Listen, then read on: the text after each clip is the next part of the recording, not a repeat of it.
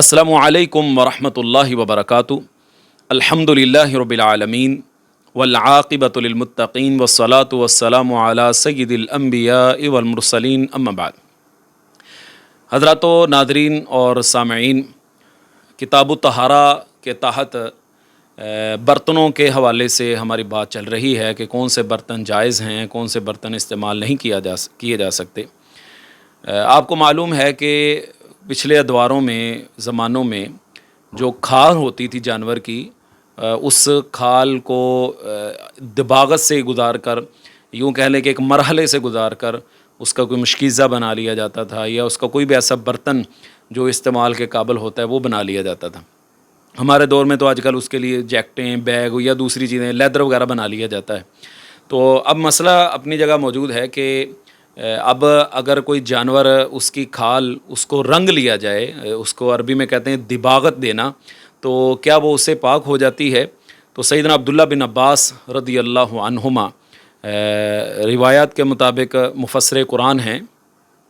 رسول اللہ صلی اللہ علیہ وسلم نے ان کو دعا دی تھی، اللہم علمہ تأویل الکتاب،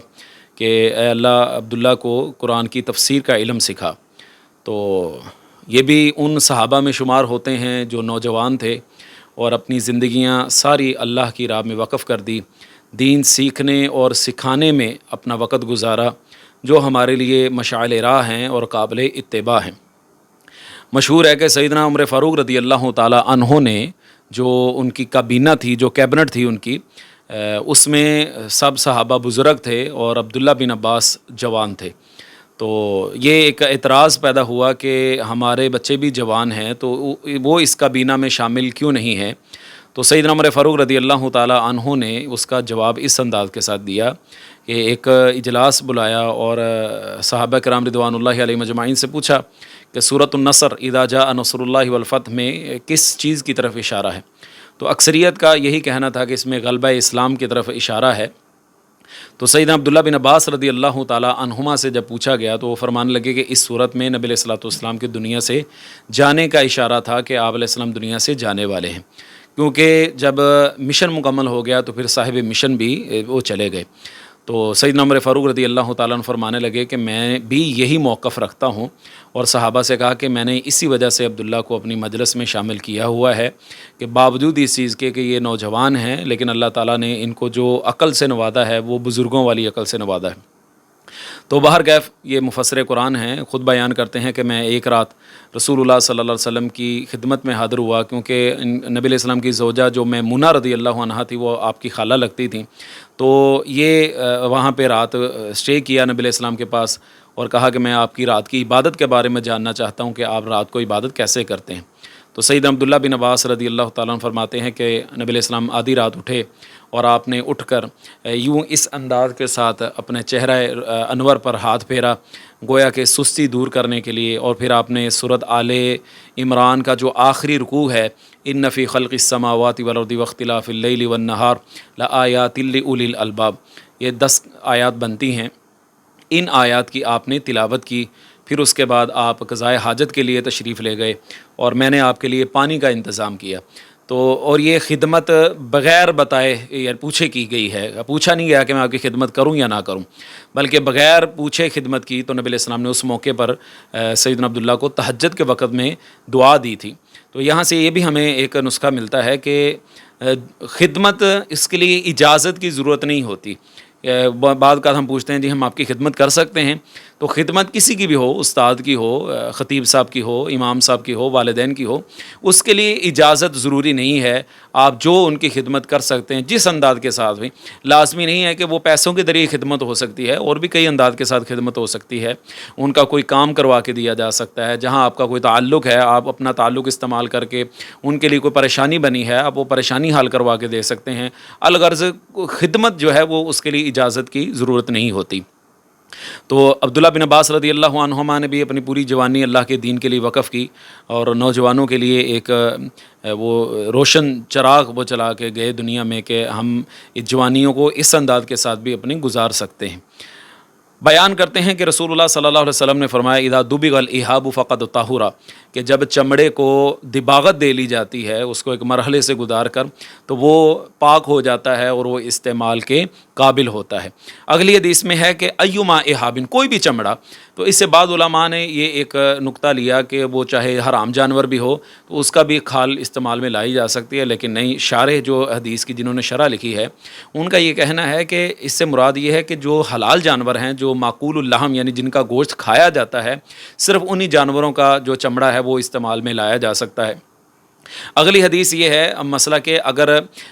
جانور مر گیا ہے، حلال جانور تھا لیکن مر گیا ہے، اب ظاہری سی بات ہے اس کا گوشت تو استعمال کے قابل نہیں ہے، تو کیا اس کی کھال استعمال میں لائی جا سکتی ہے؟ تو سیدہ میمونہ رضی اللہ عنہا بیان کرتی ہیں، جن کا میں نے ابھی تذکرہ کیا ہے، نبی علیہ الصلوۃ والسلام کی زوجہ ہیں، فرماتی ہیں کہ نبی کریم صلی اللہ علیہ وسلم ایک مردہ بکری کے پاس سے گزرے جس کو لوگ گھسیٹ کر کسی کوڑے والی جگہ پر پھینکنے جا رہے تھے، تو آپ صلی اللہ علیہ وسلم نے فرمایا تم لوگ اس کی کھال کو اتار کیوں نہ لیتے؟ تو اس کی کھال اتار لیتے اور دباغت دے کر کسی کام میں لے آتے تو زیادہ اچھا تھا۔ اس پر لوگوں نے عرض کیا اللہ کے رسول یہ تو مردار ہے، یہ تو مر چکی ہے۔ آپ نے فرمایا مردار کی کھال کو بھی پانی سے اور کرز کے پتوں سے اگر دباغت دے دی جائے تو وہ پاک کر دیتا ہے۔ تو یہ اپنا کرز کے جو پتے ہیں، یہ ایک سلم نامی درخت ہوتا ہے جو اس کے لیے کام آتا ہے۔ یہ کیکر کے مشابہ ایک درخت ہے جس کے پتے اور چھال چمڑا رنگنے اور دباغت دینے کے کام آتا ہے۔ یہ ایک کانٹے دار درخت ہوتا ہے جو عام طور پر گرم علاقوں میں اگتا ہے۔ اس کا پھل زرد رنگ کا ہوتا ہے جس میں سبز رنگ کے دانے ہوتے ہیں۔ اس کے بعد اگلی حدیث ہے، سیدنا ابو ثعلبہ الخشنی رضی اللہ عنہ بیان کرتے ہیں کہ میں نے اللہ کے رسول صلی اللہ علیہ وسلم سے عرض کی، اے اللہ کے رسول، ہم ایک ایسی قوم کی زمین میں رہتے ہیں جو اہل کتاب ہیں، تو کیا ہم ان کے برتنوں میں کھا سکتے ہیں؟ تو رسول اللہ صلی اللہ علیہ وسلم نے فرمایا نہیں، تمہیں ان کے برتنوں میں نہیں کھانا چاہیے، ہاں اگر یہ مجبوری بن جائے کہ تمہیں ان کے برتنوں کے علاوہ کوئی اور برتن میسر ہی نہ آئیں تو پھر استعمال کرو، لیکن اس کے لیے بھی شرط یہ ہے کہ تم ان برتنوں کو اچھی طرح دھو لو، صاف کر لو۔ اس کی وجہ یہ ہے کہ اہل کتاب دوسرے جو مذاہب کے لوگ ہیں یہ خنزیر کا گوشت کھاتے ہیں اور انہی برتنوں کے اندر یہ شراب وغیرہ بھی پیتے ہیں، تو اس کو دھو لو تاکہ اس کے اثرات جو ہیں وہ ختم ہو جائیں۔ تو کافروں کے جو برتن ہیں، کفار کے، اہل کتاب کے یا دوسرے تیسرے، ان کے لیے استعمال کی شرط یہ ہے کہ اس کو دھو لیا جائے، صاف کر لیا جائے۔ اس کے بعد اگلی حدیث ہے، سیدنا عمران بن حسین رضی اللہ عنہما بیان کرتے ہیں، واقعہ کچھ یوں ہوا کہ نبی علیہ السلام ایک سفر میں تھے اور وہاں پہ پانی کی ضرورت پڑی تو پانی میسر نہ تھا۔ تو یہ صحیح بخاری کی ایک حدیث ہے کہ دو آدمی پانی کی تلاش میں نکلے تو راستے میں ان کو ایک مشرکہ عورت ملی۔ انہوں نے اس سے پوچھا کہ یہاں سے پانی کتنا دور ہے؟ تو بتایا گیا کہ ایک دن اور ایک رات کی مسافت، یعنی 24 گھنٹے پانی دور ہے۔ آپ اندازہ کیجئے کہ اس وقت بھی پانی کی کس قدر قلت تھی۔ میں نے عرض کیا تھا پہلے بھی ایک ویڈیو کے اندر کہ چیزوں کی قلت اس قدر تھی، اور جب قلت ہو تو چیزوں کی وہ جو افادیت ہے اور اس کی اہمیت مزید بڑھ جاتی ہے۔ آج ہمارے ہاں پانی بہت زیادہ ضائع کر دیا جاتا ہے اور اس کا کوئی خیال نہیں کیا جاتا۔ تو بہرکیف نبی علیہ الصلوۃ والسلام کے پاس وہ عورت کو لایا گیا، آپ علیہ الصلوۃ والسلام نے اس کو اونٹ سے اتارا اور وہ پانی لیا، تو ان پانی کو لے کر نبی علیہ الصلوۃ والسلام نے جو ہے وہ مشکیزوں کے منہ کھول پر ان کو پھونک ماری، پھر آپ نے صحابہ کو پانی پینے کا حکم دیا، انہوں نے اپنے بھی مشکیزیں بھرے اور اسی طرح اونٹوں کو بھی پانی پلایا گیا، اور جب اس کے مشکیزیں دیکھا تو پانی اتنے کا اتنا ہی تھا۔ تو یہ مشرکہ عورت تھی، اس نے وہ جو مشکیزہ تھا وہ کسی چمڑے کا بنا ہوا تھا۔ تو یہ حکم یعنی مسئلہ ہمیں ہمارے لیے ثابت ہو رہا ہے کہ وہ جو چمڑا ہے اس میں وہ کوئی نہ کوئی چیز استعمال کی جا سکتی ہے، اور پھر پانی کا جو استعمال ہے وہ ایک مشرکہ عورت سے جو وہ لیا گیا ہے، تو پانی کسی سے بھی لیا جا سکتا ہے، یہ ایک اللہ تعالیٰ کی نعمت ہے اور اس کا استعمال کیا جا سکتا ہے۔ اگلی حدیث سیدنا انس بن مالک رضی اللہ تعالیٰ عنہ سے ہے، یہ اس باب کی آخری حدیث ہے۔ بیان کرتے ہیں کہ نبی علیہ الصلوۃ والسلام کا پیالہ ٹوٹ گیا، تو آپ علیہ الصلوۃ والسلام نے جو ٹوٹی ہوئی جگہ تھی وہاں پہ چاندی کی زنجیر کا ایک ٹانکا لگا دیا، تو وہ اس کو استعمال کے قابل بنا لیا۔ یہاں جہاں بہت سارے مضمون اور فوائد ثابت ہوتے ہیں، وہاں پہ ایک چیز یہ ہے کہ ایک ہے چاندی کا برتن ٹوٹلی طور پر، ایک یہ ہے کہ اس کو ٹانکا لگایا گیا ہے اور اس کو جوڑ لیا گیا ہے، تو یہ اس چاندی کے برتن کے حکم میں نہیں آئے گا، وہ تھوڑی سی جو چیز ہے وہ نہ ہونے کے برابر ہوتی ہے۔ اصل تو یہ ہے کہ وہ پیالہ جس چیز کا تھا وہ استعمال کے قابل رہا۔ کیونکہ چاندی کا ٹانکا لگنے کی وجہ سے وہ چاندی کا برتن نہیں کہلائے گا، وہ دوسرا ہی کہلائے گا جو بھی اس زمانے میں یا پتھر کا بنتا تھا یا جس طرح ہمارے ہاں آج کل بنتا ہے۔ دوسرا یہ ہے کہ نبی علیہ الصلوۃ والسلام کی عاجزی اور انکساری، سبحان اللہ، کہ آپ صلی اللہ علیہ وسلم نے اس چیز کو ضائع کرنے کی بجائے آپ اس کو استعمال میں لے آئے، اور آپ علیہ الصلوۃ والسلام فرمایا بھی کرتے تھے کہ اللہ تعالیٰ نے ان نعمتوں کے بارے میں تم سے پوچھنا ہے۔ اور یہاں سے یہ بھی چیز مسئلہ ثابت ہوا کہ چیزوں کو ضائع نہیں کرنا چاہیے، جس قدر ممکن ہو سکے ان کو استعمال کے قابل لانا چاہیے۔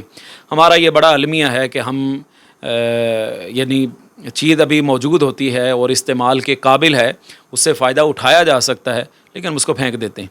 کہ جی یہ پرانی ہو چکی ہے، جی یہ میں نے نئی چیز لینی ہے، جی میں نے ایسے کرنا ہے۔ ایسا نہیں ہونا چاہیے، ان چیزوں کو استعمال کرنا چاہیے۔ آپ اندازہ کریں کہ ایک مرتبہ نبی کریم صلی اللہ علیہ وسلم اپنے گھر سے باہر تشریف لائے، راستے میں شیخین کریمین یعنی سیدنا ابو بکر اور عمر رضی اللہ عنہما بھی ملے۔ آپ ایک انصاری صحابی کے باغ میں چلے گئے، تو وہاں پہ جا کے آپ صلی اللہ علیہ وسلم جب بیٹھے تو بڑے خوش ہوئے سے ابھی انہوں نے آپ علیہ السلام کی خدمت میں ٹھنڈا پانی پیش کیا، بعد میں بکری ذبح کی، گوشت لا کے دیا، روٹی کھلائی۔ تو آپ علیہ الصلوۃ والسلام اپنے اصحاب سے فرمانے لگے، یاد رکھو ان نعمتوں کے بارے میں تم سے پوچھا جائے گا۔ یعنی یہ وہ نعمتیں ہیں جو بنیادی ضرورت ہیں، کھانا پینا یہ ساری بنیادی ضرورت ہے، اس کے بارے میں آپ علیہ السلام فرما رہے ہیں کہ تم سے پوچھا جانا ہے۔ اور یہ جو نعمتیں جن کو ہم بلا وجہ ضائع کر دیتے ہیں، پھینک دیتے ہیں اس وجہ سے کہ پرانی ہو گئی ہے، میری یہ شان شان نہیں ہے، لوگ کیا کہیں گے، یہ کوئی اچھی عادت نہیں ہے، اچھی روش نہیں ہے۔ تو یہ تھا ہمارا سلسلہ برتنوں کے حوالے سے۔ اب اگلا مسئلہ ہے کہ نجاست، جو گندگی ہوتی ہے، جو سٹین یا سپرم وغیرہ جو بھی چیز ہے، اگر وہ لگ جائے اور پیشاب وغیرہ ہے یا پخانہ ہے، یہ کپڑوں کو لگ جائے یا جسم کو لگ جائے، تو اس کو نجاست کو زائل کیسے کیا جائے گا، اور نجاست کن کن چیزوں کے اندر، کون کون سی چیزیں نجس ہیں جن کے لگنے سے کپڑے ناپاک ہو جاتے ہیں، جسم ناپاک ہو جاتا ہے اور انسان نماز پڑھنے کے قابل نہیں رہتا۔ انشاءاللہ یہ چیزیں اگلی ویڈیو میں آپ دیکھ سکیں گے۔ اللہ تعالیٰ سے دعا ہے کہ اللہ تعالیٰ اس سلسلے کو ہماری نفع بند بنائے۔ تو آپ سے گزارش ہے کہ ہمارے اس سلسلے کے ساتھ جڑے رہیں، بلکہ ہو سکے تو آگے بھی اپنے دوست احباب کے ساتھ اس کو شیئر کریں، تاکہ زیادہ سے زیادہ لوگ جو ہے وہ طہارت کے بارے میں آگاہی حاصل کر سکیں۔ اجازت دیجیے، اللہ تعالیٰ ہم سب کا حامی و ناصر ہو۔ السلام علیکم ورحمۃ اللہ وبرکاتہ۔